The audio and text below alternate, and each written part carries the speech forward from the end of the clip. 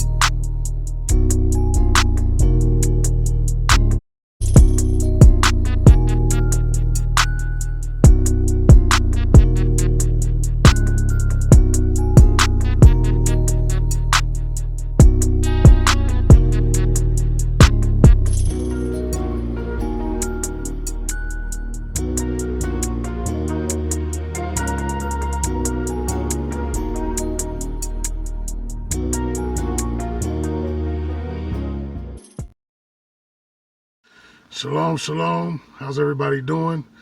I saw on Teotw Ministries that people were giving their testimonies of how they came into the knowledge of who we are, into the knowledge of truth. So I thought I'd share mine. My name is Jermaine. I'm a plumber, and my experience, I came into the knowledge of who we are probably about almost 10 years ago. My experience is a little different than what I've heard so far from all the testimonies that have been shared. So I thought it'd be interesting to share mine. And the reason why is because there's a lot of people out there that want to negate the truth of who we are. You know, and so mine, I didn't come through this knowledge because I heard somebody talking about it. I didn't even know anything about it. I didn't come to this knowledge because I watched a docu-series on YouTube or because somebody brought it to me. Actually, what happened was, well, first, let me start this. I was in the Bible since 1989, in Christianity since then, and somewhere along that line, probably in the early 90s, I can't remember exactly when, but it's been at least 20 years. I remember I was reading, and I read, if a man does not hate his mother, father, you know, so forth and so on, and even his own life, you know, so I read that, and I knew at that point, and I said to myself, because I was thinking about, at that time, when I read that, I was thinking about people pledging allegiance to the flag and all those different things. So I knew that we weren't to make allegiances with anybody but the Most High. And of course, I was in Christianity, so I was saying God and those things. And but I said to myself after reading that and thinking about that, I said, man, there's something more to this.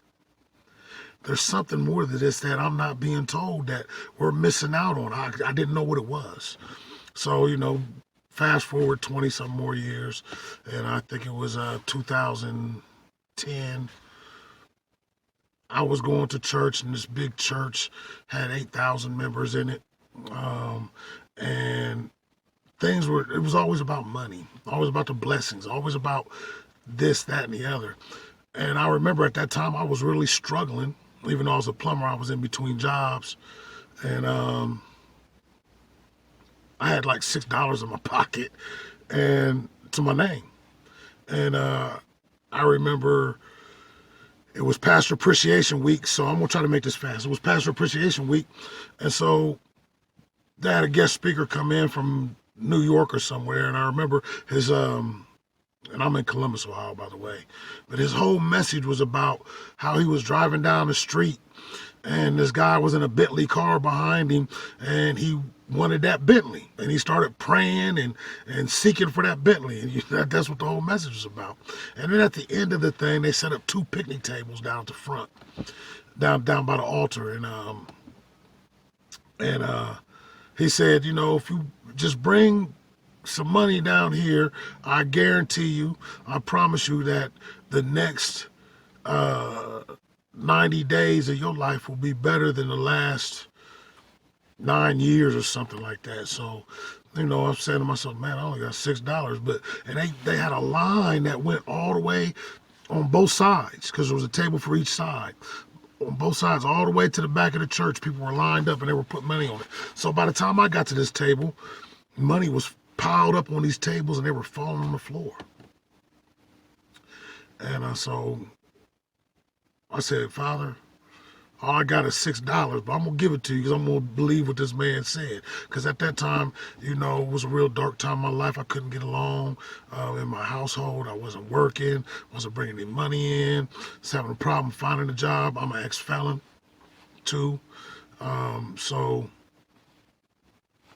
I put that money up there.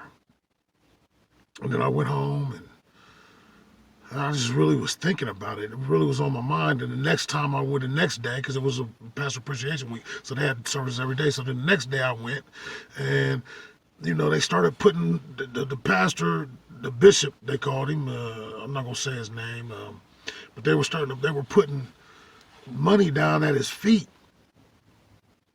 And people were coming up, bowing down at his feet, putting the money at his feet, $1,000, $500. And man, I went home that night and I said, Father, no, actually I didn't. I said, I'm not going here no more. So then I left there and I went to a smaller church with only like 15, 20 people. And then they got the preachers, the very first sermon was about the Wizard of Oz and the Yellow Brick Road. And he even started rapping Eric B. and Rakim's song, what'd he say? He said,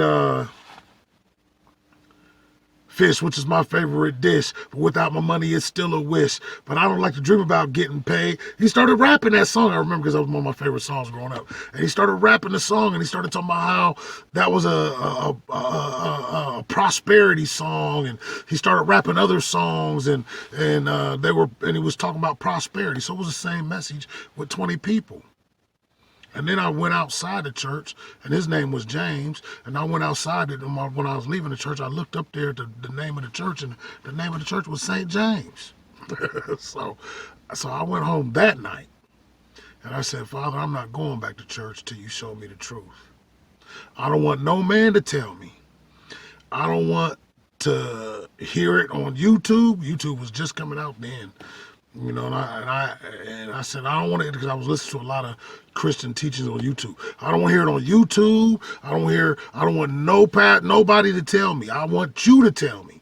I don't want no man to tell me what the truth. I want you to tell me what the truth is, Father. And I'm not going back to church. And so I didn't. I said, and I'm not going to eat till you tell me. So I didn't. About 5 days, I had a dream in the middle of the night. I couldn't see a face or anything, but a voice said to me while I was asleep. In my dream, a voice screamed out, or didn't really scream because it was a loud, but you could tell the voice wasn't screaming, but it was loud. I said, I want you to go to Laodicea. I said, what? I want you to go to Laodicea. And so immediately I woke up. I think immediately because I was asleep. But when I woke up, like 3, 4 o'clock in the morning, it was still dark out. I went and grabbed my Bible and I went to the book of Revelation. And I started reading about Laodicea. Of course, that's the assembly where John writes, I know, you're lukewarm. I wish you were either hot or cold, but you're lukewarm. I'm going to spew you out my mouth. And you think that you're rich, but you're really poor, and all these things. So then I started crying because I said, man, I thought I was doing a good job. And I started praying and asking the Most High to forgive me. And then like I'm talking to you right now, like you can hear my voice right now. I heard a voice say, no, I want you to read the history of Laodicea.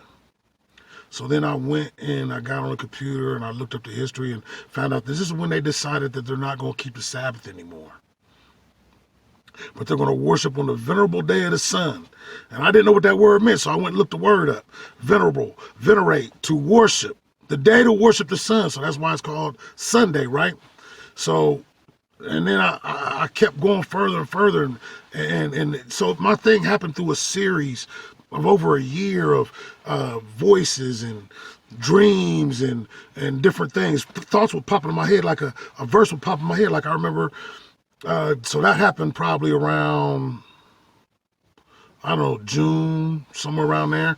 And I remember when it started getting close to Christmas time. It was only like 2 weeks from Christmas. There's already a Christmas tree up in my house. So a thought popped in my head, Jeremiah chapter 10. That popped up in my head. So I said, let me go read it. Because this stuff was happening all the time. So I went to read it, and it talked about, man, do not do as a heathen do. Man goes out into the forest, chops down the tree, brings it back to his house, and he fastens it to the floor, and then he decks it with silver and gold. And I said, Mama, that's a Christmas tree. I was taking it back. And so I had to take the tree down. Of course, it caused a big fight in my house, but I had to take that tree down. And so this stuff happened throughout a series all the way up until Passover of the next year too. So I got to Passover. I mean, and so it was Easter time. I mean, it was getting ready to be Easter. It was getting close, and I said, well, daggone, if I'm not supposed to be doing the Christmas, and I'm supposed to be keeping the Sabbath, and, I found out about New Year's too. I'm not supposed to be celebrating that. So I said, let me search the scriptures and find out about this. And at this time, I still didn't talk to anybody. I still hadn't watched any videos. I didn't run into any camps or anybody like that. And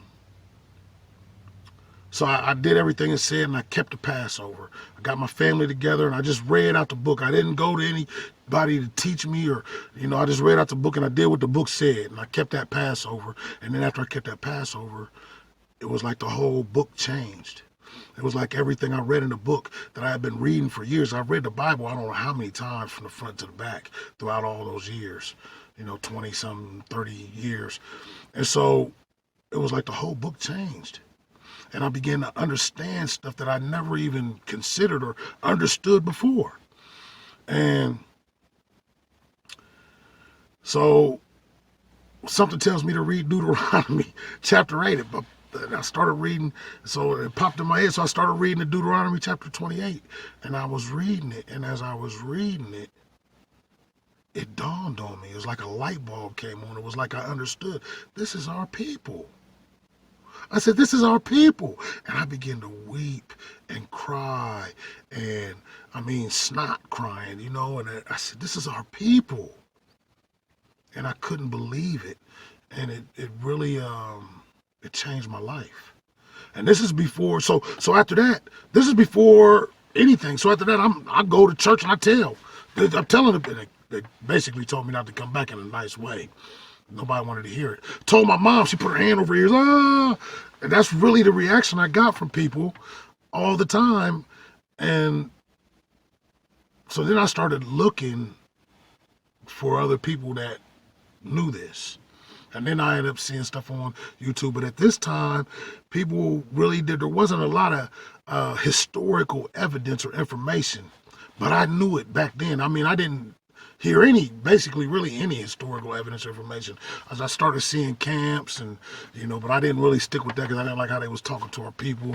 And just started studying, and finally I went in the field and I prayed and I cried out and I said, Father, you need to bring me to some people who believe like I believe. And, as soon as I got home from doing that, there was a message in my inbox on Facebook, and lo and behold, 2 blocks away from me was a congregation. And I never knew it that whole time.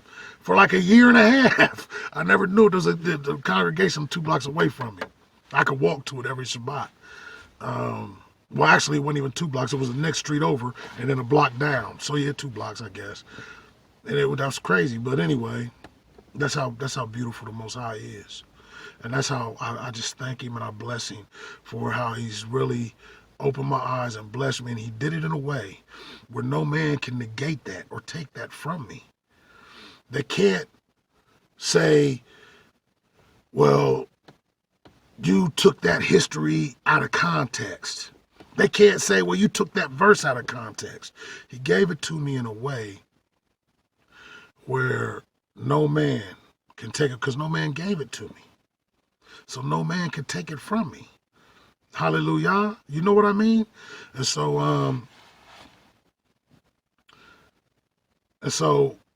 I'm just saying, and I want to encourage you, because that's what's going on right now. There's so many people out there trying to disprove this. It's like unbelievable. I mean, black people, white people, it doesn't matter. It's unbelievable how many people are fighting against this here. And I'm coming up on 15 minutes, so I want to be done. But I just want to encourage you to stand strong. I want to encourage you to continue on. I want to encourage you to do what it says, Shema, listen. Every time you read something in that book and you feel like you're supposed to be doing it, don't go running to some ministry somewhere to tell you whether you should be doing it or not. If you feel like you should be doing it, then do it. Because that's what I did. Everything that the book said, and I'm like, hold on, I should be doing it. And I did it. And progressively, he opened up to me who we are. And he gave it to me in a way that no man could take it from me. So I encourage you. And I thank you, Teotw Ministries, for putting this stuff out there. Power off. And I bless you, brothers.